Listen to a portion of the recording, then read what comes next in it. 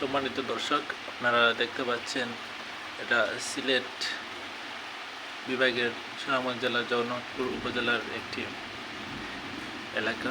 এখানে তুমুল বৃষ্টি হচ্ছে, সাথে তীব্র বাতাস এবং আকাশের গর্জন এবং বিজলি বারবার চমকাচ্ছে।